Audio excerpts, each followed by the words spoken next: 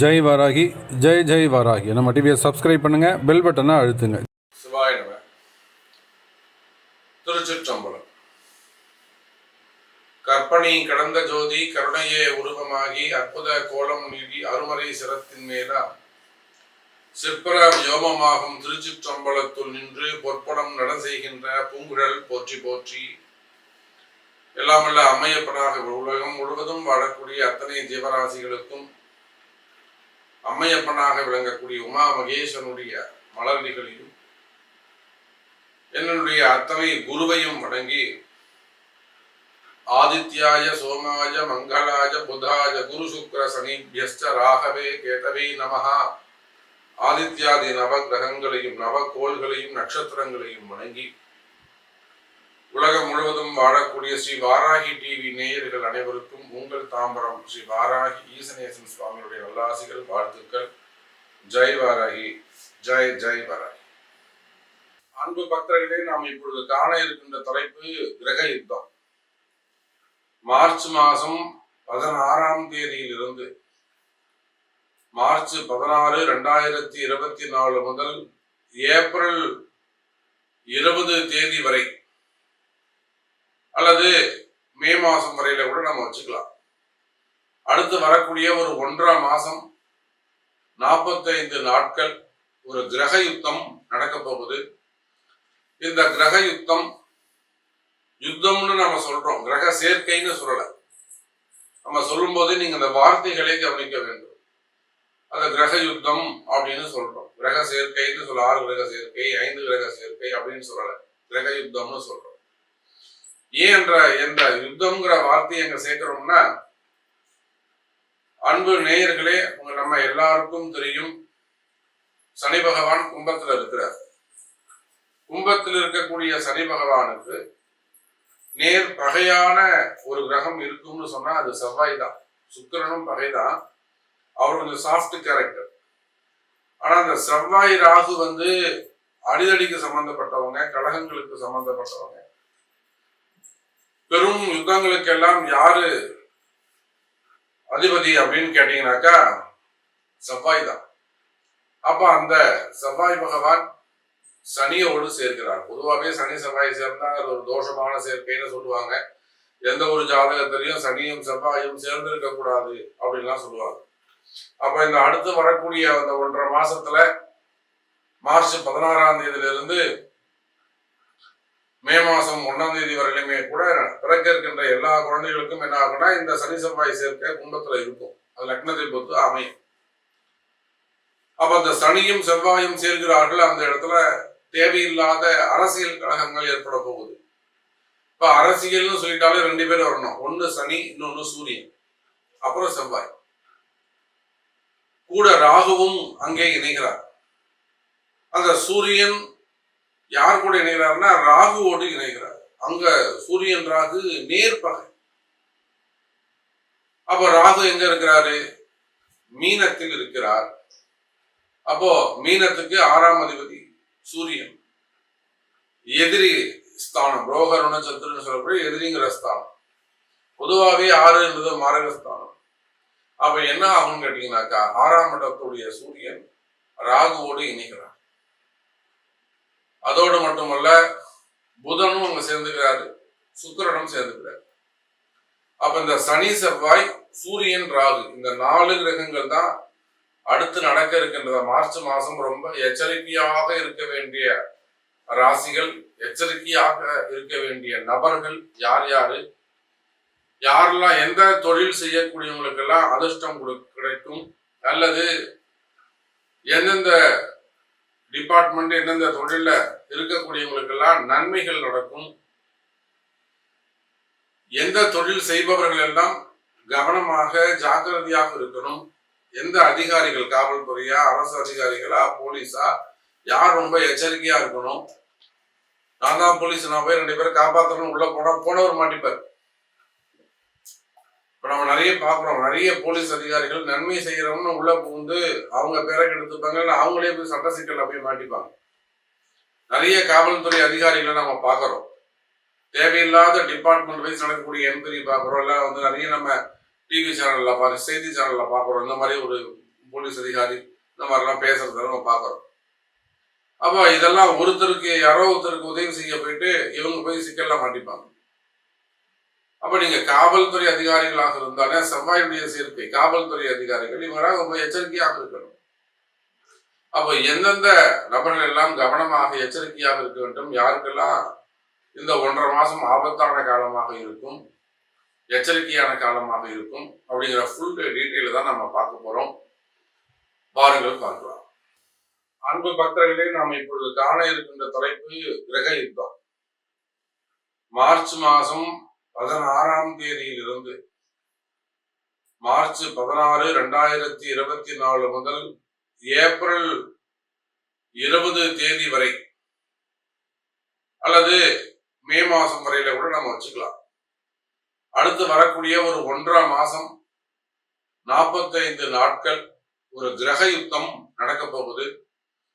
இந்த கிரக யுத்தம் யுத்தம்னு நம்ம சொல்றோம், கிரக சேர்க்கைன்னு சொல்லல. நம்ம சொல்லும் போது நீங்க அந்த வார்த்தைகளை கவனிக்க வேண்டும்.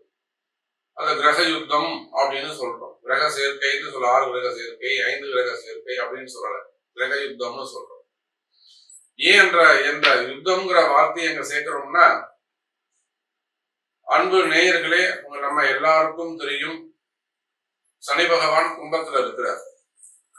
கும்பத்தில் இருக்கக்கூடிய சனி பகவானுக்கு நேர் பகையான ஒரு கிரகம் இருக்கும்னு சொன்னா அது செவ்வாய் தான். சுக்கிரனும் பகைதான். அவர் கொஞ்சம் சாஃப்ட் கேரக்டர். ஆனா அந்த செவ்வாய் ராகு அடிதடிக்கு சம்பந்தப்பட்டவங்க, கழகங்களுக்கு சம்பந்தப்பட்டவங்க. பெரும் யுத்தங்களுக்கு எல்லாம் யாரு அதிபதி அப்படின்னு கேட்டீங்கன்னாக்கா செவ்வாய் தான். அப்ப அந்த செவ்வாய் பகவான் சனியோடு சேர்க்கிறார். பொதுவாகவே சனி செவ்வாய் சேர்ந்தா அது ஒரு தோஷமான சேர்க்கைன்னு சொல்லுவாங்க.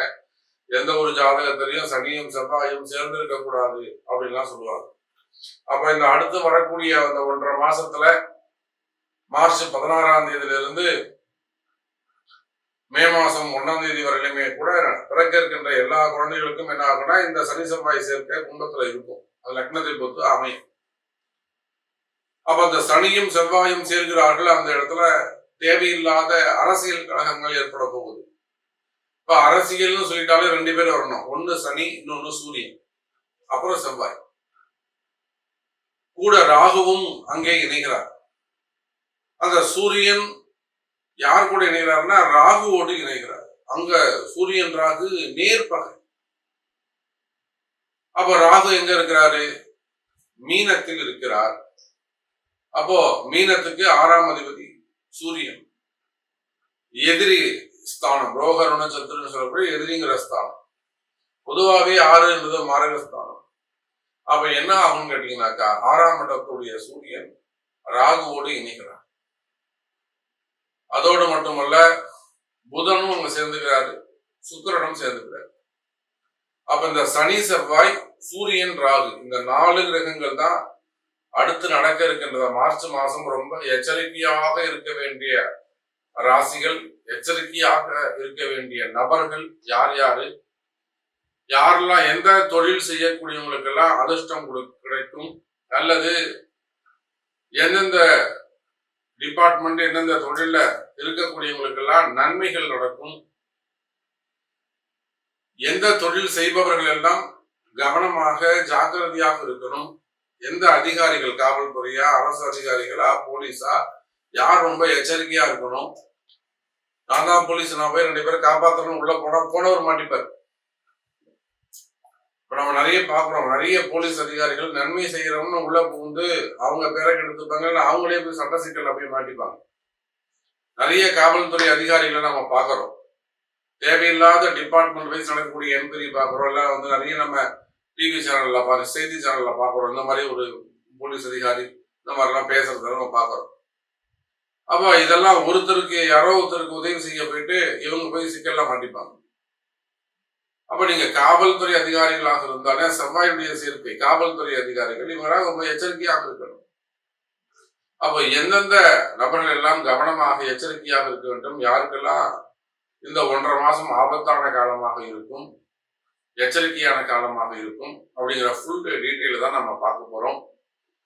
பாருங்கள் பார்க்கலாம். மேஷ ராசி அன்பர்கள், மேஷத்தை பொறுத்தவரை 11வது வீட்டுல லாபஸ்தானம்னு சொல்லக்கூடிய இடங்களை செவ்வாய் போய் நிற்கிறார். உடனே லாபஸ்தானம் எல்லாருக்கும் அதை கொட்டி கொடுத்துரும் அப்படின்னு நம்ம சொல்ல முடியாது. எனக்கு தெரிஞ்சு மேஷ ராசியில அரசியல் தலைவர்கள் ஒரு குறிப்பிட்ட ஒரு சிலர் நம்ம ஏற்கனவே நிறைய பதிவுகள் போட்டிருக்கிறோம். நம்ம நீங்களே பார்த்துருப்பீங்க. நாமளா முன் வந்து ஒரு சில பதிவுகளை கொடுத்துருப்போம். அது இல்லாம நிறைய அரசியல் தலைவர்கள் நம்ம இடத்துல அந்த ஜாதகம் பார்க்க வரும். வாராகி இடத்துல வருகின்ற பொழுது அம்பாளுடைய உத்தரவு சிலர்தான் கிடைக்கும். அப்போ அரசியல் தலைவர்கள் சட்ட சிக்கல்ல ஒரு மாட்டிக்கிட்டு இருப்பாங்க. அரசியல் தலைவர்களாக இருந்தாலும் அல்லது அரசு அதிகாரிகளாக இருந்தாலும் அரசாங்கம் சார்ந்த தொழில் செய்யக்கூடியவர்களாக இருந்தாலும் அல்ல கவர்மெண்ட் ஜாப் எது வேணாலும் இருக்கலாம். நீங்க அதே போல அரசியலில் ஈடுபட்டிருக்கக்கூடியவர்கள் இவங்க எல்லாம் ஒரு சில சட்ட சிக்கல்ல மாட்டிக்கிட்டு இருக்க வாய்ப்புகள் உண்டு. இவங்க என்னன்னா சொல்றத கேட்க மாட்டாங்க. தனக்கு தெரியும், அவங்க பிரச்சனையே அதுதான். சனி பகவான் வந்து யாரெல்லாம் வழிகாட்டுறாங்களோ வழிகாட்டுறதை இவங்க உள்ள கொண்டு போக விட மாட்டார். புத்திக்கு உள்ள கொண்டு போக விட மாட்டார். தடுக்கிறது சனி. இது இவங்களுக்கு தெரியாது. அதெல்லாம் ஒன்றும் இல்லை, அப்படிலாம் கிடையாது, நான் பார்த்துக்கிறேன், எனக்கு தெரியும், இது எப்படி ஃபேஸ் பண்ணணும்னு எனக்கு தெரியும், நாங்கள் அது வெளியில் வந்தோம் இப்படின்னு இவங்களே அதை காலதாமதம் செய்து கொள்வார்களே தவிர அதுக்கு சரியான பிராயச்சித்தமோ சரியான பரிகாரமோ இதை தடுக்கிறது சனி. இவங்க வெளியில வர்றதை தடுக்கக்கூடியது சனி. உங்களை சிக்கல்ல கொண்டு போய் விட்டது ராகு. உங்களை சட்ட சிக்கல்ல கொண்டு போய் விட்டது ராகு. அது பெருசா விளம்பரப்படுத்தினது சனி ராகு. இருந்தாலுமே கூட உங்களை ஏதாவது காப்பாற்றணும்னு நினைக்கிறவர் அந்த குரு. இதுதான் அந்த கிரக யுத்தம்னு சொல்றது. அப்போ நமக்கு தெரிந்து எத்தனையோ மேஷராசி என்பவர்கள் அரசியல் தலைவர்கள், அரசாங்க பதவியில இருக்கக்கூடியவர்கள், அரசு அதிகாரிகள், அரசாங்கம் சார்ந்த தொழில் செய்யக்கூடியவர்கள், டெண்டர் பிசினஸ் எல்லாம் எடுத்து பண்ணாங்க. எத்தனையோ பேர் இந்த சட்ட சிக்கல்ல இருக்கிறீங்க. அந்த சட்ட சிக்கல் இருக்கக்கூடிய அன்பர்களே, இதெல்லாம் ஒரு நிவர்த்திக்கான காலம். நீங்க எதிர்பார்க்கக்கூடிய மாற்றங்கள் நிகழக்கூடிய காலம். பொதுவா இந்த மே மாசம் ஜூன் மாசம் உங்களுக்கு ஒரு நல்லது நடக்கும். இந்த கிரக யுத்தம் முடியும் போது ஒரு கலகம் பிறக்கும். இப்ப இந்த ஒரு பதிவை கேட்கறீங்க, இதுவே உங்களுக்கு ஒரு நல்ல நேரம்னு நீங்க நினைச்சுக்கலாம். இப்பவாது நம்ம ஒரு சொல்றதை கேட்போம், என்னதான் சொல்றாரு பார்த்தோம். அந்த உங்களுக்கு அந்த நல்ல நேரம் இருக்குமே ஆனால் நீங்க அதை ஆக்டிவேட் பண்ணுவீங்க. நிச்சயமா அதுக்கான காதலை வாங்குவீங்க. அதுக்கான செயல்பாடுகள், அந்த விஷயத்தை எடுத்து அந்த என்ன வழிபாடோ என்ன பரிகாரமோ அது என்னவோ அதை எடுத்து செய்வீங்க. இல்ல அது இன்னும் காலம் கடக்குமே ஆனால் அவ கால நேரம் உங்களை இன்னும் இழுத்துட்டு போகுதுன்னு அர்த்தம். கால நேரம் இன்னும் உங்களை இழுத்துட்டு போகுதுன்னு அர்த்தம். இன்னும் கால தாமதப்படுத்துதுன்னு அர்த்தம். அதே சமயத்துல இந்த 45 நாட்களும் உங்களுக்குள்ளேயே ஒரு புது கழகம் ஏற்படும். நீங்க யாருக்காக ஒரு நன்மைகளை செய்தீர்களோ, யாரு நல்லா இருக்கணும், அவங்க நல்லா இருக்கணும், இவங்க நல்லா இருக்கணும், யாருக்காக நீங்க பாடுபட்டு உழைத்தீர்களோ, யாருக்காக நீங்க ரொம்ப கஷ்டப்பட்டு வேலை செஞ்சீங்களோ, அவர்களே கூட எதிரிகளாக மாறி விடுவார்கள். ஆனா அதுதான் நன்மை. நான் அவ்வளவு கஷ்டப்பட்டேன், இவ்வளவு கஷ்டம் நினைக்க, ஆனா அவங்க வந்து நம்மளை மதிக்கல, சமைக்கிறதுல கைவிட்டாங்க அப்படி நினைக்கவே நினைக்காதீங்க. நாரதர் கழகம் நன்மையில் முடியும் என்பதை போல மேஷ ராசி அன்பர்களே, நீங்க எந்த இடத்துல இருந்தாலும் சரிதான், அல்லது பிரைவேட் ஜாப்ல இருந்தாலும் சரிதான், தனியார் துறையில இருந்தாலும் சரிதான், ஓன் பிசினஸா இருந்தாலும் சரிதான், வெளிநாடுகள்ல இருந்தாலும் சரிதான், கௌரவமான பதவிகளில் ஒரு கவர்னர் அல்லது அதுக்கு மேல ஒரு நல்ல ஒரு போஸ்டிங்ல இருந்தாலும் சரிதான், பதவி போட்டிகள், பதவி ஆசைகள், பதவியால வரக்கூடிய தொந்தரவுகள், எதிரிகளுடைய தொந்தரவுகள் இதெல்லாம் இருக்குமே ஆனால் ஆல்ரெடி நீங்க ஒரு சட்ட சிக்கல்ல வம்பு வழக்குல மாட்டிக்கிட்டு இருப்பீங்களே ஆனால் நிச்சயமா மேஷ ராசி அன்பர்களே அது வெளிவருவதற்கான ஒரு நல்ல கழகம் பிறக்க போகுது. அதை கண்டு ஒன்றும் நீங்க பயப்பட வேண்டிய அவசியம் இல்லை. அப்ப பொதுவா இந்த கிரக யுத்தம் எப்படி இருக்கும் கேட்டீங்கன்னா, இந்த சூரியன் ராகு அதே போல இங்க சனி செவ்வாய் சேர்க்க இதனால என்ன ஆகும் அப்படின்னு கேட்டீங்கன்னாக்கா, அரசியலிலே அந்த பதவி போட்டிகள் அதிகமானதாக இருக்கும். பதவி போட்டிகள் கொஞ்சம் அதிகமான போட்டி பொறாமைகள் அதிகரிக்கும். ஃபெமிலியாரிட்டினா ராகு ஒரு பெரிய ஒரு வளர்ச்சி, ஒரு பெரிய ஃபேமஸ் செலிபிரிட்டி அப்படி வச்சுக்கோங்க. சூரியன் ராகுவை தாண்டிய செலிபிரிட்டி. அப்ப ரெண்டு செலிபிரிட்டியும் பகைக்கிறங்களா ஒன்னா உட்காரும் போது அந்த இடத்துல பிராக்டிக்கலா அறிவுபூர்வமா இப்போ நம்ம சயின்ஸ்னே பார்ப்போம். அப்போ ரெண்டு ஒளி வீசுக்கு ஒரு கிரகங்கள் ரெண்டு இங்க உட்காந்து இருக்கும் போது இது என்ன ஆகும் அப்படின்னு கேட்டீங்கன்னாக்கா, நீ பெரிய ஆளா நான் பெரிய ஆளாங்கிற அந்த போட்டி தான் அங்க நிலவும். அப்போ மேஷ ராசி என்பவர்களே, உங்களுக்கு இருக்கக்கூடிய நீங்க யாராக வேண்டுமானாலும் இருக்கலாம். சாதாரண குடும்ப பெண்ணாக இருக்கலாம், குடும்ப பெண்களாக இருக்கலாம், அல்லது வேலைக்கு போகக்கூடியவங்களாக இருக்கலாம், அரசியல் தலைவர்களாக இருக்கலாம். மெயினா எனக்கு இந்த போஸ்டிங் கிடைக்குமா அப்படிங்கிற வந்து சீட்டு கிடைக்குமா, எனக்கு நான் இப்ப இந்த ஜெயிக்க முடியுமா, செலவு பண்ணலாமா, இதெல்லாம் நிறைய கேள்விகள் இருக்கு. அதுக்கு நிறைய போட்டி பொறாமைகள் இருக்கு. சாமி நாம் இது எப்படி ஒரு புடைச்சிட்டு உள்ள போறது, இந்த மாதிரி நிறைய கேள்விகள் நம்ம கிட்ட வருது. அம்பாள் இடத்துல வாராகி இடத்திலே நிறைய கேள்விகள் வருகின்றது. அப்போ மேஷ ராசி அன்பர்களே, இந்த கிரகயுத்த காலத்தில் எச்சரிக்கையாக இருக்க வேண்டும். நீங்க ஏதாவது ஒரு குருவை நீங்க பின்பற்றணும். எனக்கு அவர் தெரியும் இவர் தெரியுன்றதை விட இந்த மாதிரி உண்மையை உடைச்சு சொல்றோம். சார் இப்படிதான் இருக்கும், நீங்க ஜாக்கிரதையா இருக்கணும். யார் உண்மையை எடுத்து சொல்றாங்களோ அவங்களும் நீங்க பின்பற்றணும். சும்மாவது மகிழ்ச்சிக்காகவாது அதெல்லாம் ஒண்ணும் இல்லை சூப்பர் ஆயிடுவீங்க, ஒரு பெருமை பேசுற விஷயம் கிடையாது. ஒரு பாதிப்பு வந்துருக்கு, ஒரு புண்ணு வந்திருக்கு, ஒரு ரணம் ஏற்பட்டிருக்குன்னா அதுக்கு மருந்து தான் ரொம்ப முக்கியம். நீங்க அதெல்லாம் மருந்தே போடாதீங்க சார், சூப்பர் ஆயிடும் சார், தானா ஆயிடும் சார் அப்படிங்கிறது புத்திசாலித்தனம் கிடையாது. அதனால உங்களுக்கு நல்ல வழிகாட்டக்கூடிய குருவை நீங்கள் தேர்ந்தெடுக்க வேண்டும். இது இப்படித்தான் நிதர்சனமா எடுத்து பயப்படாம தெளிவா எடுத்து சொல்லணும். அந்த மாதிரி ஒரு குருவை நீங்கள் தேர்ந்தெடுத்து பின்பற்றுவீர்களே ஆனால் அடுத்தடுத்த நன்மைகள் நடக்கும். முதல்ல நடந்த விஷயங்களுக்கு பரிகாரம் பிராயச்சித்தம் ரொம்ப முக்கியம். அதை செய்து இந்த கிரக யுத்தம் மேஷ ராசிக்கு எச்சரிக்கை ராசியாக அமைகிறது என்பதை சொல்லிக்கொண்டு, மேலும் உங்களுடைய சந்தேகங்களுக்கு உங்களுடைய பிறப்பு ஜாதகம் பேசும் அதை கொண்டு தெரிந்து கொள்ளுங்கள் என்று தெரிவித்துக் கொண்டு மீண்டும் ஒரு அற்புதமான பதிவில் சந்திக்கிறேன். ஜெய் வராகி.